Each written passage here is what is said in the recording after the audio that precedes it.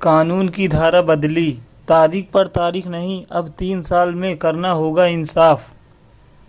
राष्ट्रद्रोह नहीं, अब देशद्रोह। नई धारा में नए स्वरूप में प्रावधान किया, न्यूनतम सजा 7 साल होगी। ब्रिटिश काल के शब्द राष्ट्रद्रोह को हटाकर देशद्रोह शब्द आ गया। प्रावधान और कड़े, अब धारा 150 के तहत राष्ट्र के खिलाफ कोई भी कृत्य, चाहे बोला हो या लिखा हो, या संकेत या तस्वीर या इलेक्ट्रॉनिक माध्यम से हो, तो 7 साल तक की उम्र कैद तक संभव है। देश की एकता एवं संप्रभुता को खतरा पहुंचाना अपराध होगा। आतंकवाद शब्द की परिभाषा अभी आईपीसी धारा 124 में राष्ट्रद्रोह के 3 साल उम्र कैद हो सकती है। सामुदायिक सजा, पहली बार प्रावधान, छोटे अपराध पर जेल नहीं, अमेरिका यूके में ऐसा कानून। पहली बार छोटे मोटे अपराधों, नशे में हंगामा, 5000 से कम की चोरी के लिए 24 घंटे की सजा या 1000 जुर्माना, सामुदायिक सेवा करने की सजा हो सकती है। ऐसे सभी अपराधों पर जेल भेजा जाता है।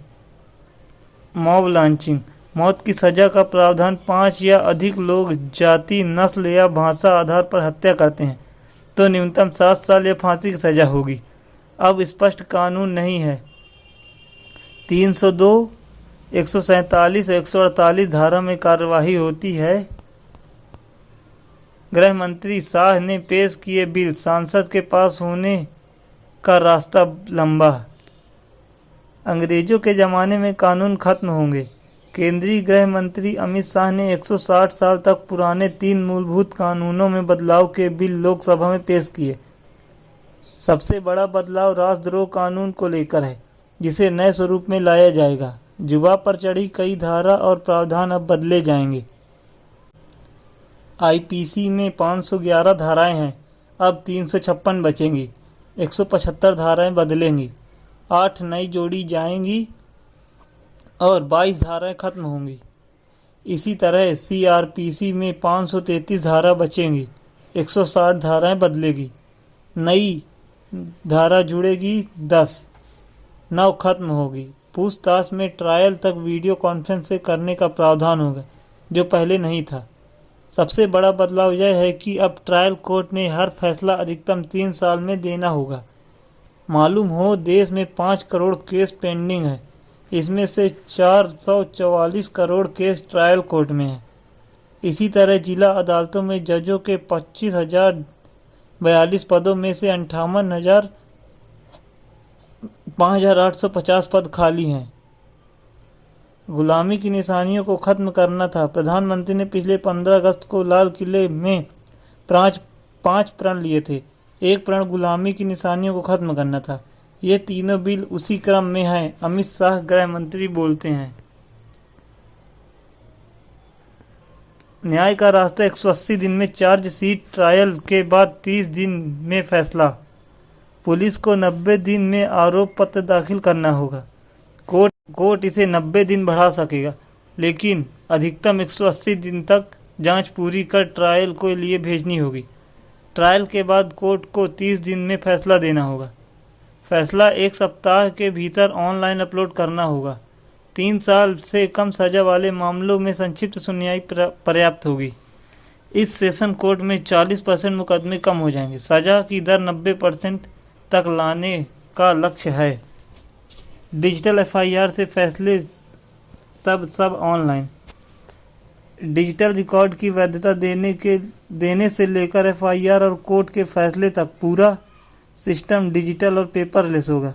सर्च व जब्ती की वीडियोग्राफी होगी और अनुसंधान फॉरेंसिक विज्ञान पर आधारित होगा। 7 साल या उससे अधिक की सजा वाले अपराधों में फॉरेंसिक टीम मौके पर जरूर जाएगी। सभी अदालतें 2027 तक कंप्यूटरीकृत होगी। 0 एफआईआर देश में कहीं भी धारा समेत होगी दर्ज। देश में कहीं भी एफआईआर दर्ज करवा सकेंगे। इसमें धाराएं भी जुड़ेंगी। अब तक 0 एफआईआर में धाराएं नहीं जुड़ती थीं। 15 दिन में 0 एफआईआर संबंधित थाने को भेजनी होगी। हर जिले में पुलिस अधिकारी गिरफ्तार लोगों के परिवार को प्रमाण पत्र देगा कि वे गिरफ्तार व्यक्ति के लिए जिम्मेदार हैं। जानकारी ऑनलाइन और व्यक्तिगत देनी होगी। सिफारिश नहीं, सजा माफ़ी का सियासी इस्तेमाल सीमित। सरकारों द्वारा सजा में छूट का सियासी इस्तेमाल रोकने के लिए प्रावधान किया है कि मौत की सजा सिर्फ आजीवन कारावास और आजीवन कारावास को 7 साल तक सजा में बदला जा सके। यह सुनिश्चित करेगा कि सियासी प्रभाव वाले लोग कानून से बच ना सकें। सरकार पीड़ित को सुने बिना 7 साल कैद या अधिक सजा वाले केस को वापस नहीं ले सकेगी। पहली बार पहचान छुपाकर महिला से संबंध बनाने व शादी पर अब नई धारा। शादी, नौकरी, प्रमोशन का प्रलोभन देकर या पहचान छिपाकर महिला का शोषण अब अपराध होगा। फरार घोषित अपराधी के बगैर भी मुकदमा चल सकेगा। दाऊद जैसे अपराधियों की ट्रायल संभव होगी। चुनाव संबंधी अपराधों पर बिल में प्रावधान। चुनाव में मतदाता को रिश्वत देने पर 1 साल की कैद का प्रावधान। पहली बार अपराध करने वाले व्यक्ति को कुल कारावास 1/3 समय जेल में बिताना होगा और जमानत दे दी जाएगी।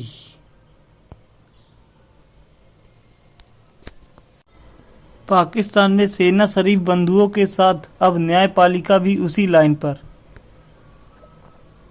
राष्ट्रपति ने शरीफ को आज केयर टेकर पीएम घोषित करने को कहा।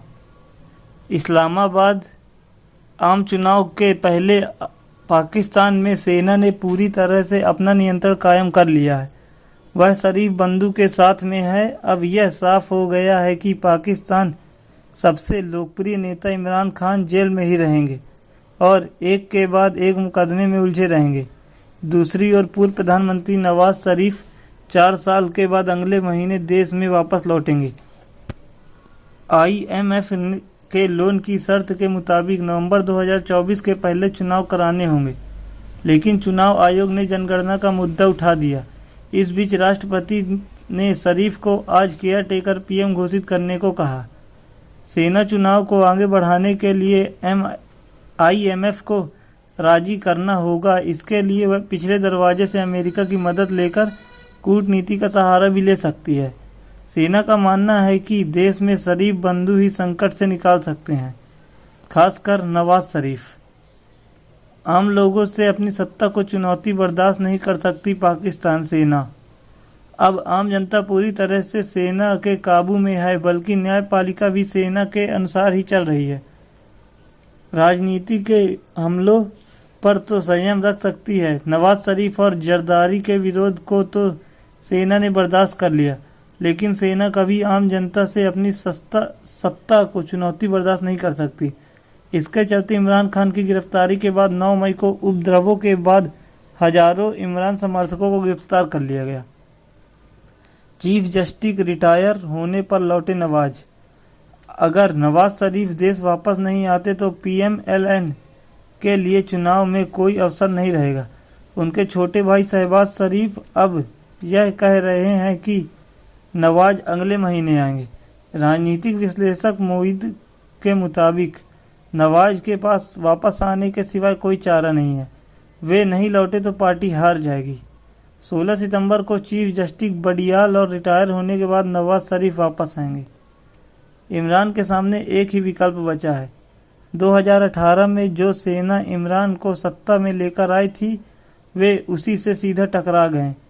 राजनीति विश्लेषक और आमिर खान कहते हैं कि इमरान के सामने सब केवल एक ही विकल्प बचा है कि सेना प्रमुख असीम मुनीर के रिटायर होने का इंतजार करें और दुआएं करें कि उनका कार्यकाल और ना बढ़े। सेना प्रमुख मुनीर नवंबर 2025 तक पद पर है। इमरान 3 महीने में अपनी सज़ा नहीं बदलवा सकते। हाई कोर्ट या सुप्रीम कोर्ट में वे जमानत के लिए जा सकते हैं। 3 महीने में वे अपनी सज़ा को नहीं बदलवा सकते। वे जमानत पर छूट कर अपने घर से पार्टी ही चला सकेंगे। दरअसल राजनीति ने उन्हें जीत या हार की रणनीति अपनाई। जाहिर है कि नाकाम रही। 3 महीने के अमेज़न पूरी चमक नेटफ्लिक्स जैसे OTT प्लेटफॉर्म को टक्कर देगी जी सोनी। मर्जर से बनी नई कंपनी में 11,606 करोड़ निवेश करेंगे दोनों पार्टनर। जी एंटरटेनमेंट इंटरप्राइजेज लिमिटेड और सोनी पिक्चर्स मर्जर के बाद आक्रामक रुख अपनाएगी। विलय से बनने वाली कंपनी में दोनों पार्टनर 11,600 करोड़ रुपए का निवेश करेंगे। इस निवेश में अमेजॉन और नेटफ्लिक्स जैसे ओटीटी प्लेटफॉर्म को टक्कर देने की तैयारी है और यह चर्चा भी है कि जी और सोनी मिलकर आईपीएल के राइट्स पर दांव लगा सकते हैं। दरअसल गुरुवार को नेशनल कंपनी लॉ ट्रिब्यूनल ने सभी आपत्ति खारिज करते हुए झील और सोनी पिक्चर्स को मर्जर की मंजूरी दे दी। इस मर्जर से देश की सबसे बड़े टीवी नेटवर्क कंपनी बनेगी। करीब 75 टीवी चैनलों के साथ इसके पास 27% बाजार हिस्सेदारी होगी। नई कंपनी में सोनी की 50.86, जी के प्रमोटरों की 3.99 और जी के अन्य शेयर धारकों को 45% हिस्सेदारी होगी। डील की शर्तों के मुताबिक मौजूदा प्रमोटर फैमिली जी के पास कंपनी में हिस्सा बढ़ाकर 20% करने का विकल्प होगा, लेकिन बोर्ड में ज़्यादातर निर्देशक चुनने का अधिकार सोनी के पास होगा। शेयर बाजार में मजबूत होगी कंपनी की पोजीशन। जी एंटरटेनमेंट और सोनी पिक्चर्स नेटवर्क्स इंडिया विलय के बाद बनने वाली नई कंपनी को शेयर मार्केट में लिस्ट कराया जाएगा। मर्जर की शर्तों के अनुसार जी एंटरटेनमेंट इंटरप्राइजेज के मौजूदा शेयर धारकों को उनके हर 100 शेयर के लिए मर्जर से बनी कंपनी 85 शेयर मिलेंगे। मार्केट में कंपनी की पोजीशन मजबूत होगी। इसका फायदा सीधा शेयर होल्डर्स को मिलेगा। मर्जर के बाद गुरुवार को बीएसई पर झील के शेयर 20% तक चढ़े थे। हालांकि शुक्रवार को मुनाफा वसूली के चलते कंपनी के शेयर 5% गिरकर 271 रुपये पर बंद हुए। एजेंसियों ने बढ़ाई जी एंटरटेनमेंट के शेयर की रेटिंग। कई रेटिंग एजेंसियों ने इस मर्जर के बाद एंटरटेनमेंट इंटरप्राइजेज के शेयरों की रेटिंग बढ़ा दी। वहीं अब मर्जर के बाद आम उपभोक्ताओं को बाजार में बढ़ती स्पर्धा के चलते कंटेंट बेहतर और विस्तृत श्रृंखला मिलती है। साथ ही ये कंपनी यूजर्स बेस बढ़ाने के लिए सस्ते प्लान भी लॉन्च कर सकती है।